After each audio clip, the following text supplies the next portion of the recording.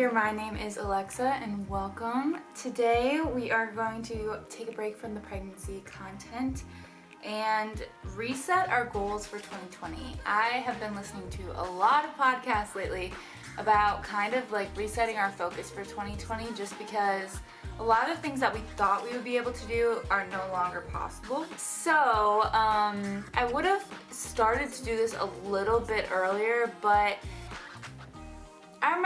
I literally remember back in April thinking that by July for sure COVID would just be gone, and I don't know what made me think that exactly, but I was just very hopeful, I guess. And it's obvious that it might be around for quite some time, or at least until a vaccine is produced. So I decided that I'm going to reset my goals for the rest of 2020. So from today, which is like end of June, mid-end of June kind of, to December 31st, 2020. So I kind of already went through and reset all my goals, but I'm going to kind of walk you through how I did it and then show you kind of what it looked like for me. So let's get started.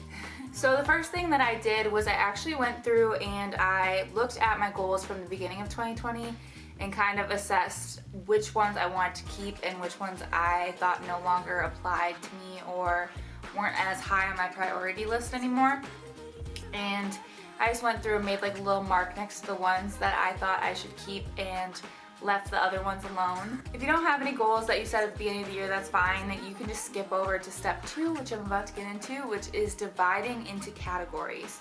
So I think you can divide into as many or as little categories as you actually want. I just chose ones that were more applicable to me, but you could obviously have ones that are more towards your life and lifestyle in general.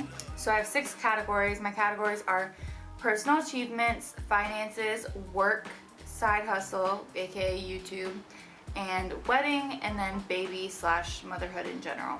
So obviously mine are very personal to me, but if you had other things you were planning for or doing, you might make fitness a category or exercise, anything of that sort.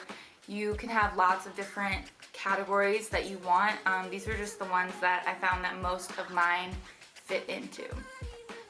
So the next thing I did was I actually went ahead and had a 6-month vision list, I guess. I made a list of all the things that I envision myself doing or having or being within the next 6 months and by the end of the 6 months, and things that I hope that I have achieved by then and all that sort of thing. I think if you envision yourself and can kind of see clearly what's happening and where you are at, it makes it more likely to come true. So I just made like a quick list of a bunch of things that I wanted to be by the end of this 6 months. So if you want, you could end it right here and just make that your goals. But for me, I actually wanted to go like one step further. And what I did is I made my own 5 to Thrive. This is kind of like a concept that I took from Rachel Hollis, but I like changed it a little bit. I didn't use her 5 to Thrive. But for me, my 5 to Thrive are: number 1, to drink 2 purple water bottles a day. So that's this water bottle. I need to drink, it's 80 ounces of water is 2 of those water bottles. So that's my goal. Number 2 is to move my body at least 30 minutes a day, and that can be anything from literally exercising, doing yoga, stuff like that, or it could just be going on a walk. When I work, I walk around a lot, so I count work as having 30 minutes of movement.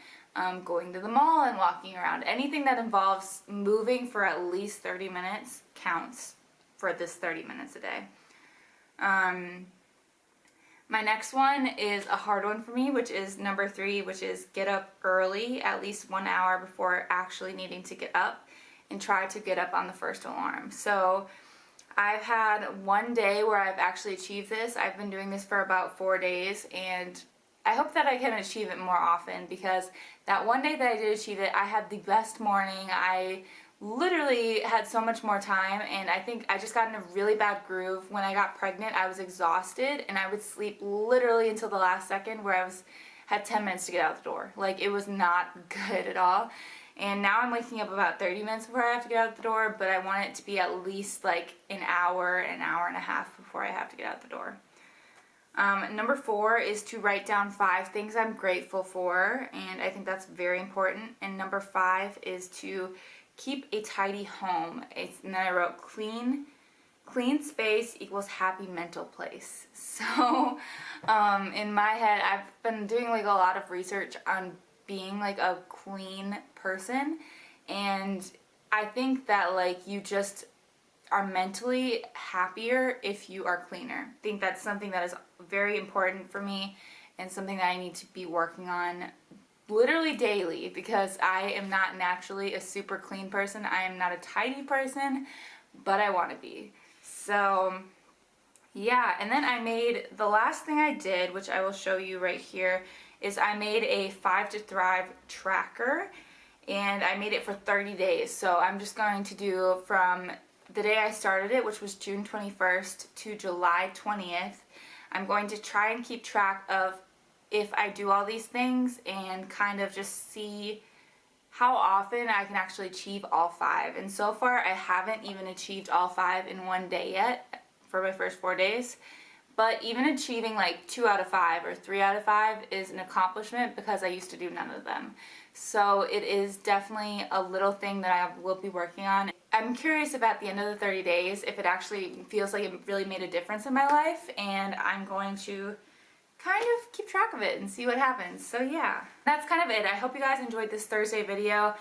Next time I will be giving you my first trimester update, which is going to be exciting, I guess.